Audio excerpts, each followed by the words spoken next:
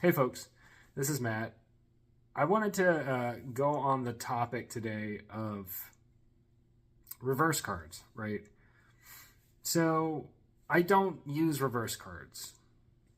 Some people might find that controversial in terms of tarot reading.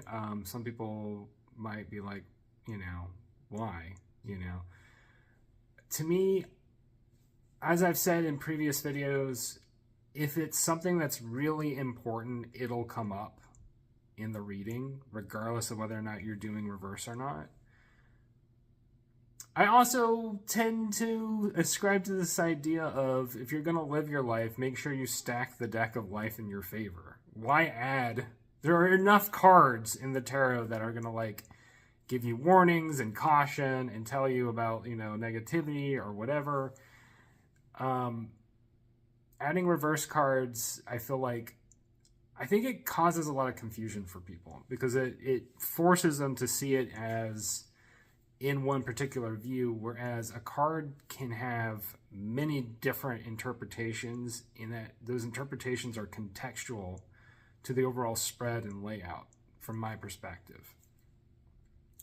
It is my personal practice to make sure that I decomplexify as much as possible the process when tarot reading.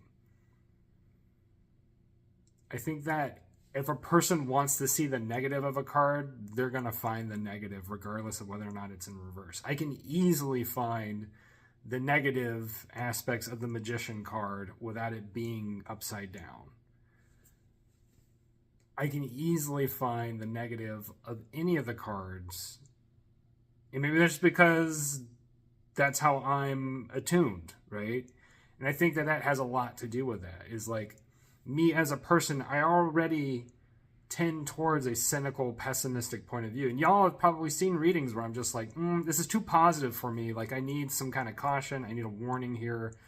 I need something to go with that gives me some sense of where's the advice in this? What should I be looking out for? And I think a lot of times what happens is people who use reverse cards, they're not really looking for warning or advice. They're looking for confirmation of suspicions they may already have. And likewise with tarot reading, it's very easy to use tarot reading as a means to confirm what you already believe. To confirm oh yeah, this is going great, or oh no, this is going terrible. To me, the point of tarot reading isn't to confirm a bias, but to test a bias, to test where you are in terms of your perspective on a relationship, on a career path, on your spirituality. It is an additional piece of information in your decision-making system, right? It shouldn't just be the tarot. You shouldn't just use the tarot to make all of your decisions. I've tried that. It's not a great idea. Ultimately, your decision-making process needs to come from an internal, integrated, holistic, centeredness. And to me, I've been using the tarot for myself as a means of working through executive dysfunction, as a way to work through a personal difficulty with making decisions in my life. And there's a lot of other ways that I could do that, right? I don't have to use cards. I could go on ChatGPT. I could hire a counselor to help me make decisions. I could talk to a friend, a parent. I've done all those things, and I still do a lot of those things pretty regularly. However, a deck of cards is really easily available. It's inexpensive. You can take it wherever you want to go. You could use a magic 8-ball. That's another thing that works, right? You could flip a coin. That also works. All of those practices work. Tarot for me just works particularly well for me, and part of the reason why it works particularly well for me is that I've spent the last 30 years of my life as a storyteller, and starting from childhood, like just telling stories, drawing comics. So like I'm already, like, my brain is already well acquainted with narrative as a way of explaining the world and thinking about the world. It has its shortcomings, right? If you think about the world and you perceive the world entirely as a story or as a narrative, it makes it more difficult to zoom in on particular moments or to be present in the moment, because you may find yourself in a position where you're constantly thinking about the past and the future, right? I have a very bad habit of constantly fixating on the future and fixating on how it can go wrong. What do I need to be aware of? What do I need to be careful of? That's not really useful when living day to day. That's not really useful when doing the dishes or like, making the bed or getting up in the morning, right? The last thing you need to think about is like, what do I need to worry about? What you need to think about, or what you don't even think. Like, that's the other part. Don't even think. Just get out of bed. Just, go take a shower. Just take care of stuff without thinking about it. It doesn't need to be thought about. It just needs to be done. So, and I'm just talking about basics, the basics of life. I'm not even talking about like, big decisions like marriage or relationships, or, is this the right career path for me? Or should I quit this career path? Stuff like that. I think another, originally I started this talking about reverse cards, and now we're getting into a whole other thing, but maybe it all will wrap itself around, right? A whole other thing is, I think it's easy for people to sort of like read tarot and think that their future is set in stone, right? Like, oh, this reading was really good, so I don't need to worry about this job interview. I don't need to worry about this test. I don't need to worry about this, like, romantic situation I'm in. It's all set in, it's all in the bag, right? That kind of, I'm not trying to say you need to worry about it. What I'm trying to say is you need to look at it less as the story has already been written for you, and more as you are taking a snapshot of a moment in time in your energetic history. You are taking a snapshot of your mind in a particular moment in time. A lot of those things can change. And that's another reason why I feel like the reverse card thing is not as important to me, because I'm like, well, it could be a reverse now, but tomorrow it'll flip, I don't think it's appropriate, at least from my perspective, I don't think it's appropriate to look at the world in history as this set, like, deterministic thing. And I think of it more as it is a very interactive, constantly shifting thing. And so I could do a romance reading and, day one, everything looks positive. Then day two, like, oh, some feelings have changed in the other person, or feelings have changed in me, or, there's a third party involved. Things shift. Everything shifts. That's life. Everything is constantly fluxing and flowing and shifting. And to try and do a tarot reading thinking that you have figured out how the next 30 years of your life are going to go, or like how the next day, the next 24 hours of your life are going to go, I think is arrogant. That's why I always want to start from a position when talking about tarot of like talking about how do you use it to study yourself? How do you use it to help yourself make decisions? And how do you use it to help formulate your own personal philosophical backbone? I do not think that it is the best use of this tool to use it as a way of defining your life, as a set in stone thing.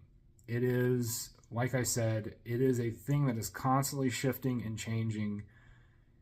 And any acutely aware and perceptive person whether you're reading tarot or you're throwing coins in the I Ching or whatever, any perceptive person would be well advised to look at their situation as transient, as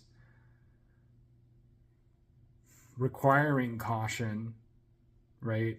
And when I say caution, I don't mean like, to be afraid. I just mean don't go all in guns a-blazing all the time, right? And there are situations where that's necessary, but that's not all the time.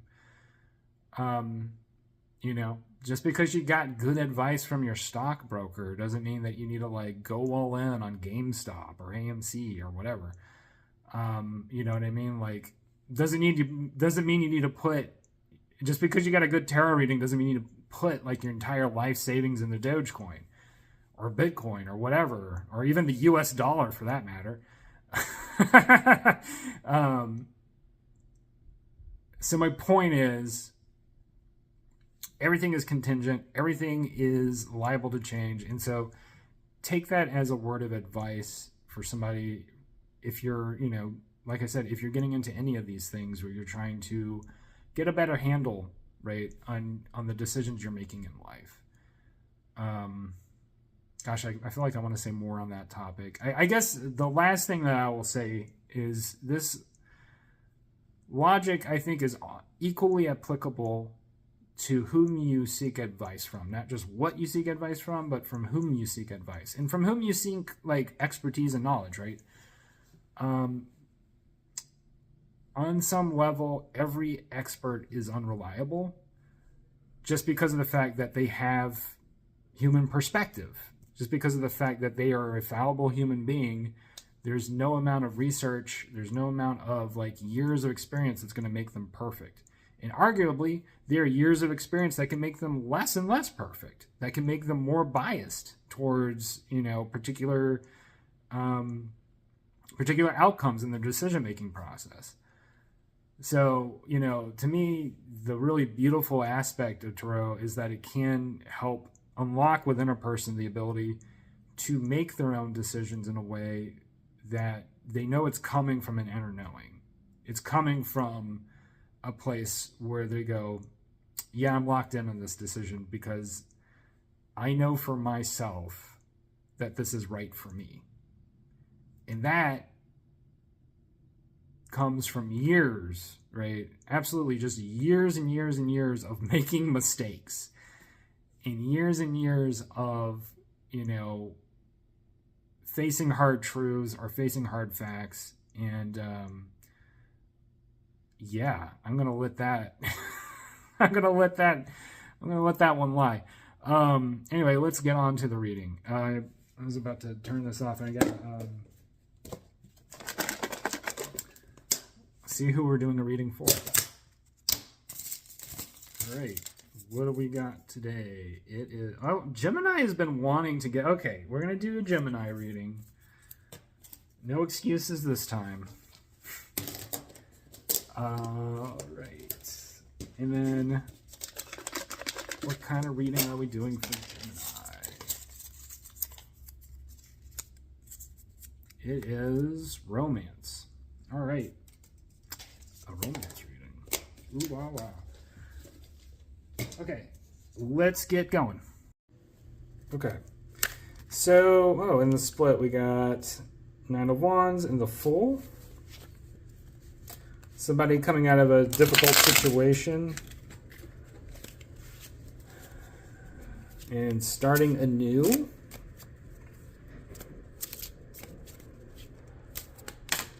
Oh, okay, that was the flop. Devil card. I had a friend last night who was talking about the Devil card who said that they see it as a card of carnality, or as in, like following your bliss, but like on the physical level, right? Like getting it on. That's definitely one interpretation. I mostly like it. It's hard for me to ignore, some of the aspects of the devil that involve the contracts, right? You know, and I think of that as like kind of karmic, like karmic contracts or karmic binds, soul contracts, that kind of stuff. There's definitely an aspect to me of the devil that is, you know, a little bit about tit for tat, in not give and take, tit for tat. What is that? Quid pro quo, where it's just like there's a certain transactionality to the relationship. You know, this could be business relationships, but we're doing a romance reading here, so this is, I would say that, you know, the term that keeps coming up for me when I look at this is transactional relationships. That's not necessarily a bad thing, but it does mean that, you know, Geminis, you may be in a position where there's not necessarily a lot of room for forgiveness, I would say. Not necessarily a lot of room for, like, what I would call unconditionality in love. And so let's see where that's going to go. Ace of Cups. Well, there's apparently a lot of feelings coming on in whatever relationship is popping up for you, whether this is new or old. I think this is, to me, it just seems like old, or it's been around. This isn't like something new coming into your realm. And you know, where does the devil apply? This is the question I'm asking myself right now, is like, is this you? Is it the two of you? And I feel like it's the two of you. So I want to clarify on this. Pulling out another deck here. This is the Oswald Worth Tarot, which is perfect to me for, what is this card? Four of Wands? It seems appropriate in some way. So there's definitely like, and this kind of melds well with the transactional stuff, because it is like Four of Wands is definitely like about reunions, about like coming back together. There is like a physical, there can be a physical place, but it can also just be like a time. It can be like there is a time in your calendar that you and your lover set, you know, and there's a strictness to this, right? So I want to do a little investigation into the strictness, because, so for you, Gemini, you got the devil popping up. What about for your special other, your certain someone, your what have you? Eight of Pentacles.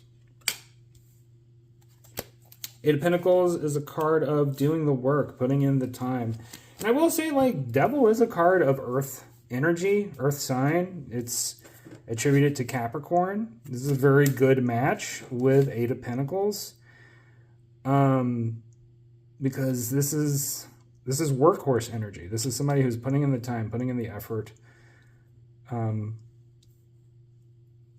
they're putting this effort into the relationship. And so, you know, currently I'm looking at this, there's a little bit of friction around this. Because for you, Gemini, you're feeling a lot of love. For your other, they're feeling happiness about this for sure. There's direction towards each other. But something about the earth energy gives me a sense that, okay, like, where's the friction in this though?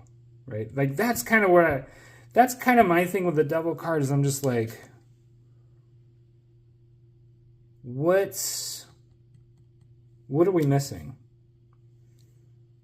What is being hidden, right? What is being, as they say, the devil is in the details, right? What's hidden in the contractual language here that we're not seeing? So we're going to do a pull on that question. The Magician. The Magician is a card of initiation, a card of having all the elements together. y'all are initiating something for sure.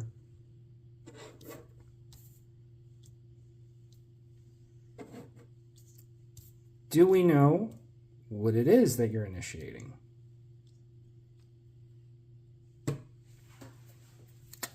What deck do I want to get?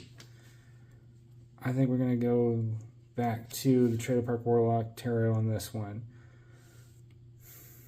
What is it that the two of you are initiating? Judgment. Judgment is a card of awakening, a card of second chances, a card of new life. So, I mean, I'm looking at this, and the friction is starting to sort of like disappear for me now in this reading. As usual, I'm always cautious because I'm like, where's the advice here, right? So here's how we're going to do a little bit of a recap here, Gemini. There is a lot of hard work, I would say a lot of hard work being put into this relationship. There is a commitment, a bond between you two. And y'all are in the middle of initiating something that is going to reawaken the relationship. You certainly, Gemini, have a lot of amazing feelings going on with this that just flow out of you. And then for your special other, right, they feel certainly a sense of home with you. So this is a really important relationship.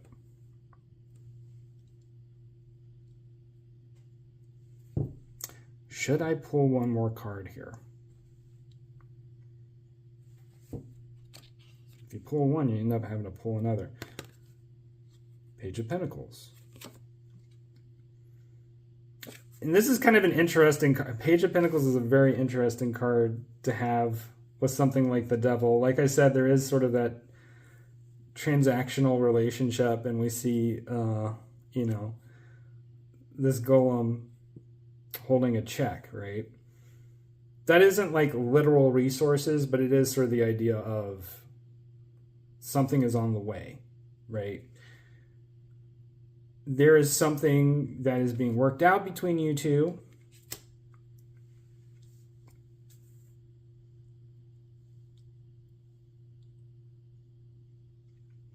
And it looks like your certain someone is expecting something from you.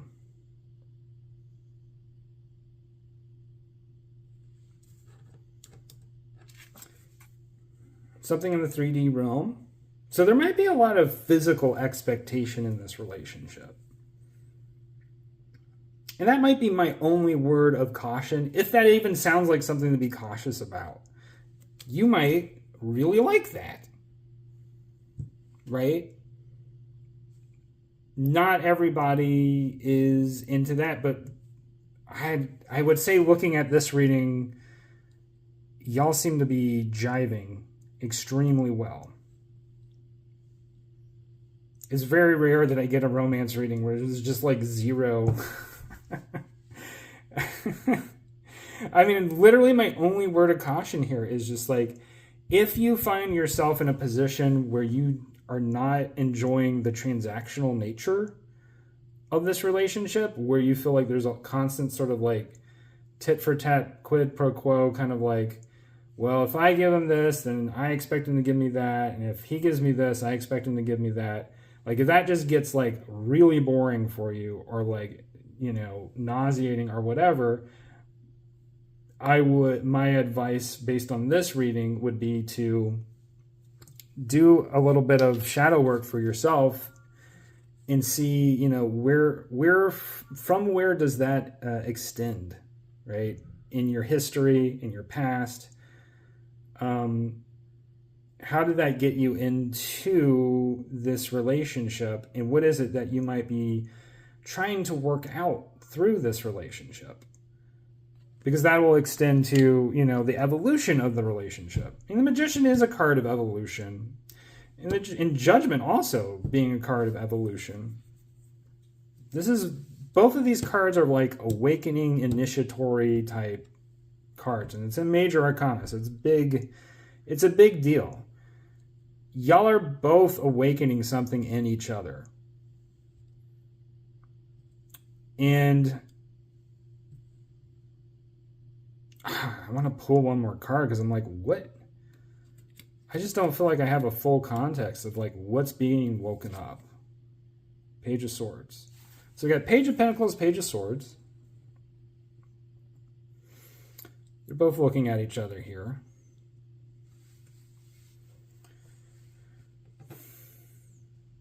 And it's almost like, this is kind of funny. It's almost like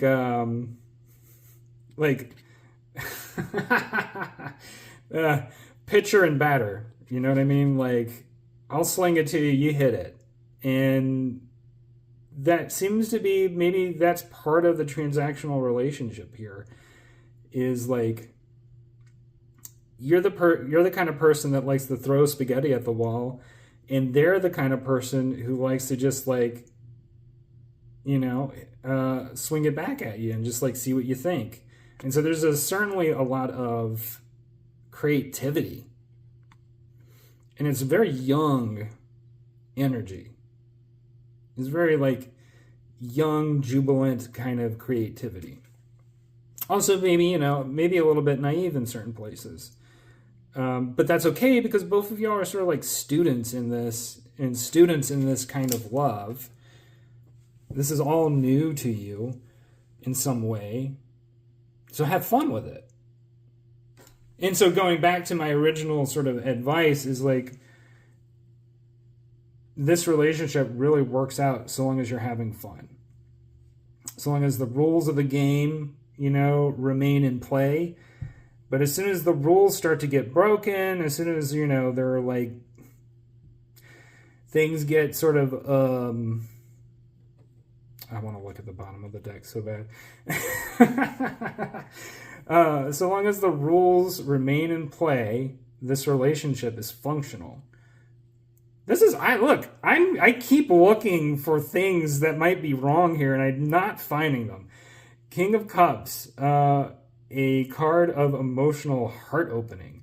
So like, this is once again, like, I just feel like for you, Gemini, this relationship means something very important for you. I'm going to look at the bottom of your others deck. Wheel of Fortune, and literally, oh no, that's not Wheel of Fortune's World. Attainment, completion. So this is just like, whatever, this works. God dang it. This works. Who can even explain why it works? It works.